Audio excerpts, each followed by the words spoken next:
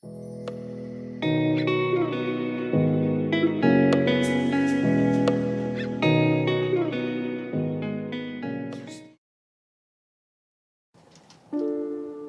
8 fakta baru kasus penembakan atau pembunuhan Brigadir J. Kasus kematian Brigadir J mendapat sorotan publik karena ditemukan banyak kejanggalan yang disampaikan oleh pihak keluarga Brigadir Yosua. Adapun temuannya diantaranya adalah luka bekas sayatan, jari dan bahu yang patah, kemudian rahang yang bergeser dan yang lainnya. Dan orang yang langsung ditetapkan sebagai tersangka dalam kasus ini yaitu Baradae. Pemeriksaan terhadap tersangka kasus pembunuhan Brigadir J dilakukan pengulangan pada Sabtu, tanggal 6 Agustus tahun 2022. Hal ini disampaikan oleh penasihat hukum Baradae, Burhanuddin, untuk mengungkap fakta yang sedang terjadi di rumah dinas Kadif Propam, Jumat tanggal 8 Juli tahun 2022 lalu. Burhanuddin menyebut, Barada Richard Eliezer alias Baradae meralat seluruh keterangan yang sempat diutarakan kepada penyidik beberapa waktu lalu. Selama ini, kata Burhanuddin, publik mengetahui bahwa Baradae pelaku tunggal dalam tewasnya Brigadir Yosua. Namun itu bukanlah fakta yang sesungguhnya. Burhanuddin menyampaikan, kliennya Baradae akan mengungkap fakta yang sebenar-benarnya dan tidak ada lagi yang ditutupi. Sehingga diharapkan keterangan kliennya tersebut bisa membuka misteri kematian Brigadir Yosua.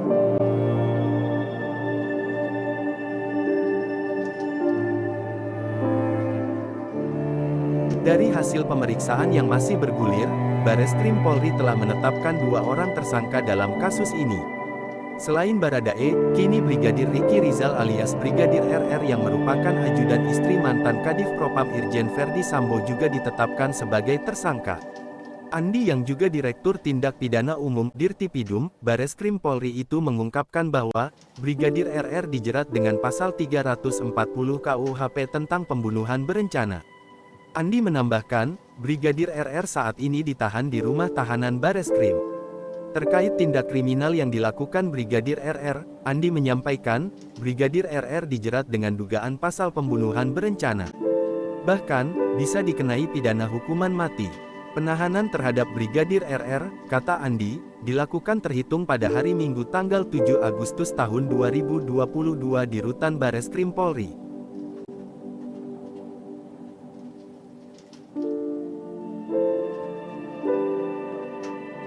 Fakta lainnya yaitu dari keterangan pengacara baru Baradae, Deolipa Yumara, mengungkap bahwa kliennya mendapat perintah seseorang untuk menembak Brigadir Nofriansyah Yosua Huta Barat alias Brigadir J. Sebab secara niatan tak ada keinginan Baradae membunuh Brigadir Yosua. Hal ini disampaikan kuasa hukum Baradae, Deolipa Yumara. Baradae telah mengatakan kepadanya terkait sosok yang melakukan perintah untuk membunuh Brigadir J. Sayangnya dia tak menyebutkan nama dari sosok yang menyuruh Baradae. Bahkan ada indikasi ada sejumlah lebih 2 orang yang diduga ikut terlibat dalam kasus tewasnya Brigadir J. Hanya saja, dirinya tidak menyebutkan siapa saja yang terlibat.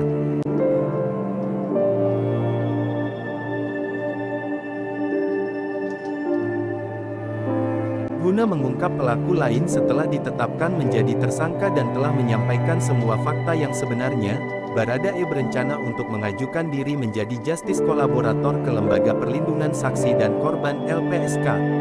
Apa itu Justice Kolaborator? Justice Kolaborator adalah pelaku tindak pidana yang bekerja sama dengan aparat hukum untuk membongkar kasus tersebut. Di Indonesia, aturan terkait Justice Kolaborator tertera dalam Undang-Undang atau UU Nomor 13 Tahun 2006 tentang Perlindungan Saksi dan Korban. Muhammad Burhanuddin diberi kuasa untuk mendampingi Baradae selama menjalani proses hukum. Burhanuddin meminta Baradae bersikap kooperatif dan membeberkan sesuai dengan fakta. Burhanuddin mengatakan, pihaknya sampai saat ini masih memenuhi syarat mengajukan diri menjadi Justice Kolaborator. Burhanuddin meyakini kliennya mampu mempercepat proses penyidikan terkait dugaan pembunuhan Brigadir J alias Nofriansyah Yosua Huta Barat. Selama ini, Baradae mengaku sebagai pelaku tunggal atau figur yang menembak Brigadir J. Tapi, nyatanya ada pihak-pihak lain yang terlibat.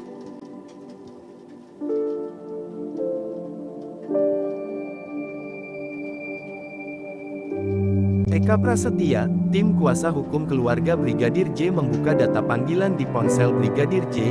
Ini merupakan salah satu kunci utama menguak penyebab kematian tragis Brigadir J di rumah dinas Verdi Sambo di Kompleks Polri, Duren 3, Jakarta Selatan, Juli tahun 2022 lalu.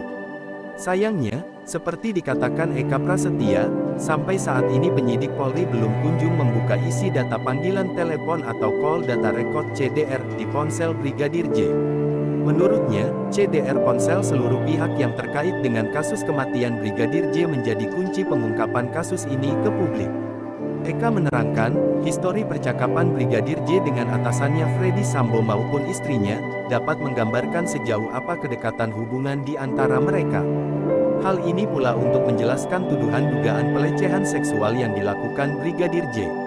Tapi yang paling jelas adalah TKP rusak dan banyak berubah, dan juga handphone hilang tapi katanya sudah lapor. Yang paling penting soal kasus ini sebetulnya CDR call data record ponsel yang belum ada keterangan dari digital forensik. Padahal CDR ini yang menjadi sentral untuk mengungkap kasus kematian Brigadir J. Jadi siapa yang harus diperiksa untuk mengetahui isi CDR menurut tim kuasa hukum keluarga Brigadir J? Semuanya harus diperiksa termasuk Brigadir J. Semua orang yang ada di situ, baik itu Ibu Putri, baik itu Bapak Verdi Sambo, baik itu pembantunya, dan semua ajudannya. Karena handphone pacar Brigadir J saja sudah disita penyidik.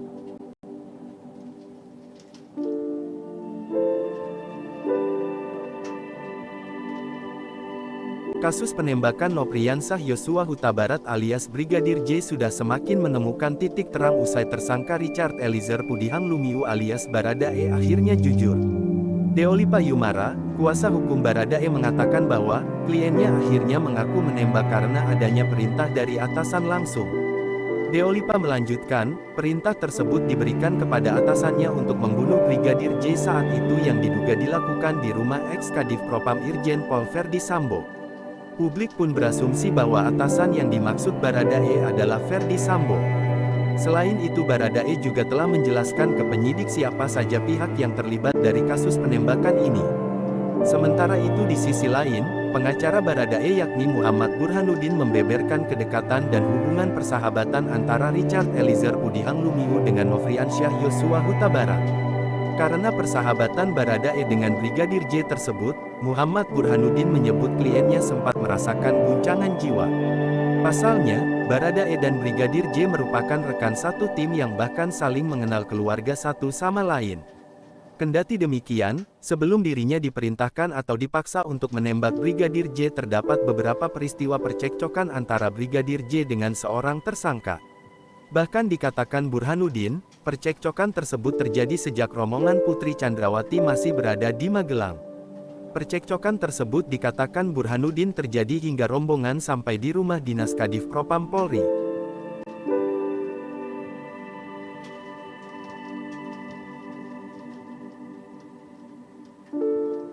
Konferensi pers yang dilakukan tim khusus Bareskrim Polri akhirnya menetapkan 4 orang sebagai tersangka pembunuhan Brigadir J di rumah dinas Irjen Verdi Sambo.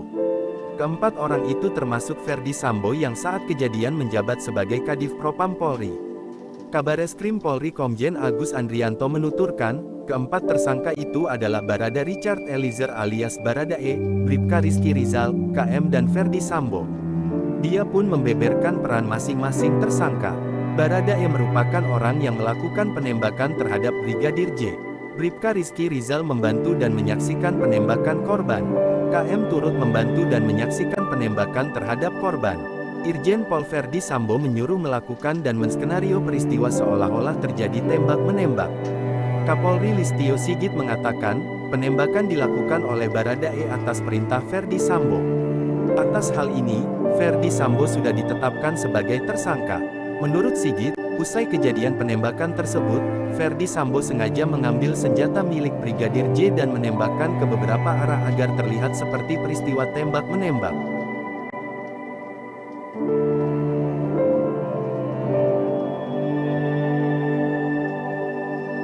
Akhirnya menuju pada babak final, ex-Kadif Propam Irjen Verdi Sambo dipastikan menjadi tersangka dalam kasus penembakan Brigadir J di Kompleks Perumahan Polri, Duren 3, Jakarta Selatan.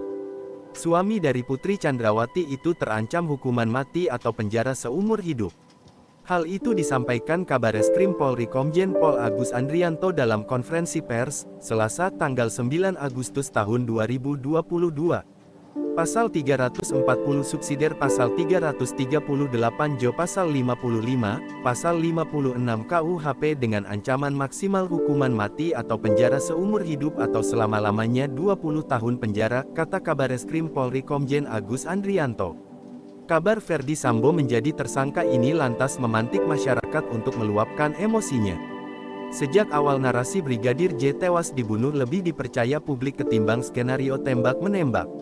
Tidak sedikit warganet yang mengaku lega dengan kepastian pengumuman yang disampaikan Polri.